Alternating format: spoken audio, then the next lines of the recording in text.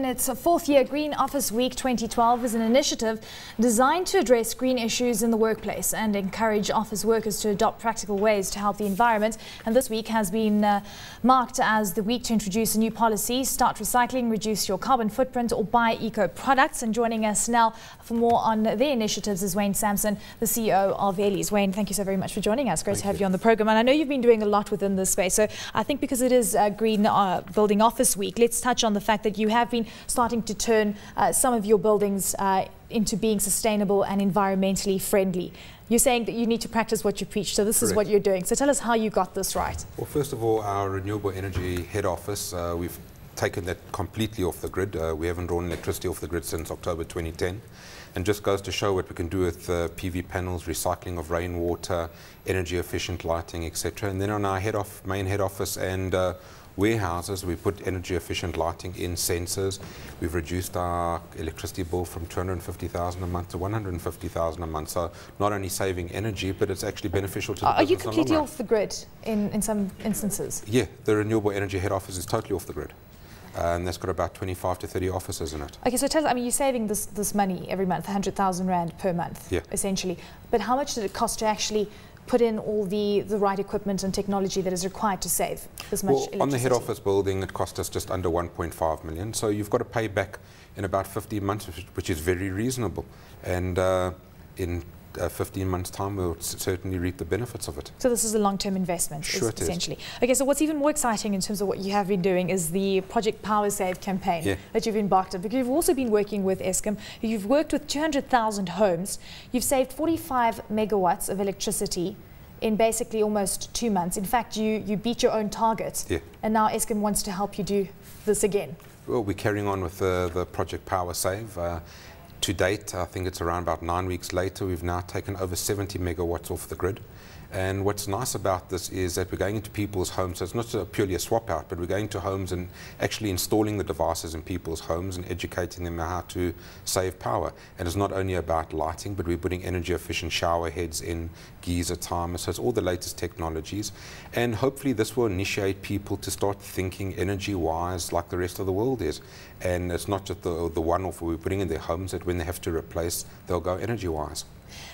Do you think that it is up to government, or do you think that it's also up to the consumers? Because if government was saying to property developers that you have to install this specific technology within homes to ensure that we save electricity, then surely it would be forced on the consumer and we wouldn't be thinking about it that much. It would be there already. I think the responsibility is both sides. Yes, I'd like to see certain legislations because we have a lot of power wasting devices that we actually put in our homes. And for example, if you're putting a new swimming pool in, why not put a energy efficient pool pump in, one that works off solar? But at the same time, what we're doing with Project Power Save is saying to a person, it need not be an expensive installation to your house. Simply go and put an LED light bulb in instead of a halogen, save 90% of electricity for as little as 100 Rand. So you can start off in the small little part and start growing your energy efficiency in your home. What do you think? I mean, do you think government is actually doing enough? And I mean, you're working with Eskom quite extensively, and in fact, with regard to this project, you have Eskom rebating the cost of all units that are basically saved. Yeah. So this is quite an exciting deal and contract that you've actually embarked on with It's Eskom. very exciting, but we're using Ellies' core competencies, being our infrastructure and our voucher and installer ability. We've got access to over 5,000 installers instantaneously, and we're using our voucher system that we used for the satellite installations to roll out this Eskom program. So we not only rolling out, but we're creating jobs. We've trained over 2,700 installers. We've created a number of new jobs. And so it's not only saving electricity, it's creating an employment, creating new SMMEs, and we're hoping to promote the economy in general. I mean, some would argue that the fact that you've embarked on this project and it runs over various months, and then when the project ends, and then what? I don't think the energy crisis is a short-term problem. I think long-term South Africans have to think energy-wise, and so it's not only just working with Eskom. You can go into, for mass build, where we've got shop within a shop starting to roll out now, where we've got a destination, for example, in Builders Warehouse or Builders Express, where any consumer can go and ask queries and say, how do I save electricity, how do I energy? Tell us about the demand as well that you've actually seen, not only from consumers themselves wanting to save electricity. It will be quite interesting to see with regards to property developers and, of course, also big corporates wanting to turn green, not only for sustainability purposes, but also being carbon neutral is really in vogue right now. We're seeing, funny enough, we're seeing a bigger take-up on the residential user than the corporate at the moment. I think corporate's still got to kick into place. People are going to, you know, you walk into your offices and you think, well, take it for granted. You've got energy inefficient lighting and that.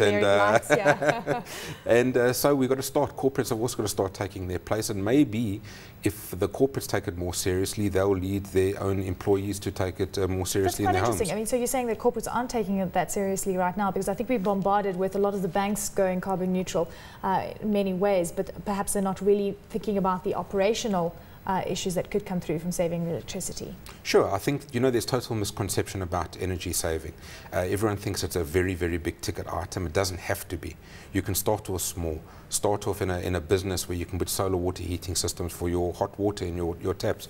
You can start off by more energy efficient lighting, sensors, and if a person's not in the office, the lights turn off. So it doesn't have to be massively big ticket items, but corporates should start off in one way or another, and even if it's a year or 2 year program, start rolling it out in their businesses.